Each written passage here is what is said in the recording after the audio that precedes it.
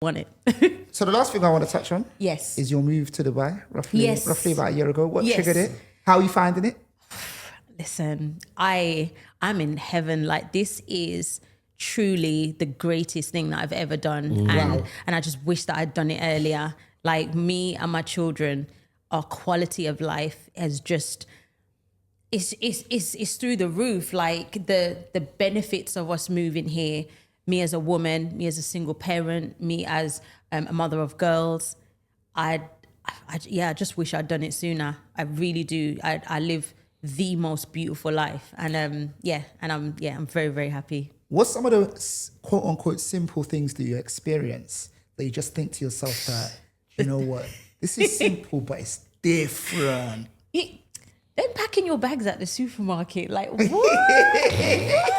they're not asking for no money because if you go for it to America, hey, exactly. Go back and go $220. Literally. No, well, you know what? I think over here they normalize ease. Like, I'll be walking around. So there's a shop over here called Home Sense. It's kind of similar to like IKEA. And I'll be like, you know, might have my hands full. Someone will always come and take it away from me, or any shop. If you, like, I had a full trolley the other day in the supermarket. A man came up to me and took the trolley from me, and he was like, "No, you go." And I'm just like, oh, like, I feel like my life, especially as a mother, is so much easier over here. Like, I feel like, I go back to the UK.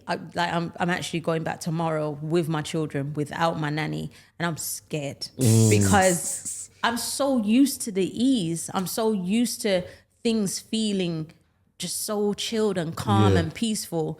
And like, I know I'm going to be struggling with bags. Like, here, they just wouldn't let that happen. I know, you know, that like I've been in a restaurant, and you know, the baby's like, she's 2 now, but she was 1 when we first got here. And like, someone will come and take the baby so I can eat my food. Yes, it's happened to us as well. When Chops came with his daughter, they carried Like, the baby, playing. Like, when and where? When and where? That's all the server will be doing in the restaurant. Literally. There'll be one person just holding the baby, playing. Like, they love kids here for real. They love children. They love kids for real. The children, and that's another thing. Like, you see my children being in an environment where they believe everyone loves them. Come on. Listen, I'll get emotional. Like, it's so beautiful. Yeah. It's so beautiful for all of us to experience. Yeah. And I kind of feel like in the UK we normalize, and it's not our fault, but I feel like struggle is normalized in the UK. Normalized. Hardship is normalized. Yeah. You know, even when we talk about working hard, it doesn't.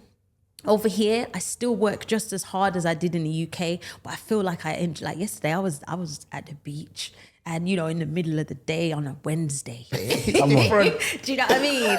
But I still worked hard all week. Do you know what I mean? Yeah. And I feel like the reward feels fair. You know, and also you're more willing to work as well. Like, working out here is beautiful. Like, you know, and I don't, you know, I feel like when I go back to England, it's like a bit of a culture shock. Yeah. But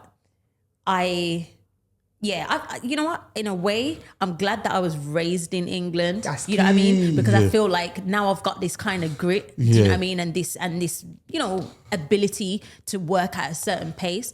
But now I feel like it's going to be even easier to monetize somewhere like this, where, you know, you're kind of okay to feel a little bit of hardship, but you know what I mean? I don't know if that makes sense. No, it makes perfect sense. The opportunity is available here. And one thing I've always said is that if you were raised in any major city in the UK, you're actually playing life on level hard. Absolutely. You are. But there's a benefit about that. Because if you go somewhere else, now you know how to maneuver. Exactly. Because, bro, I'm going to keep it real, bro. We're going through it every day, bro. We're going through it, bro.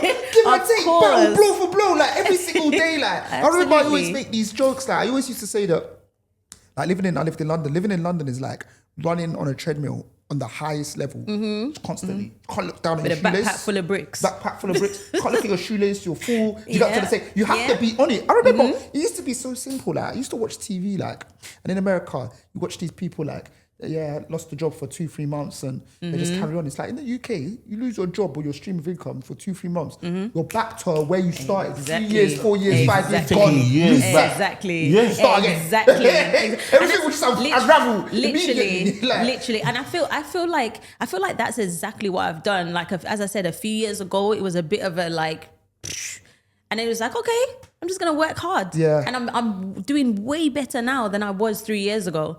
Like, how is that possible? But, you know, again, you know, I do understand that I have a certain character, I have certain attributes, and also as well, I'm intentional. I'm intentional about what I'm doing. I set goals and I work hard and make sure that I achieve them. And I love that my daughters get to see it all happen. Like that they saw me at the bottom and now I'm here. Wicked. that's amazing.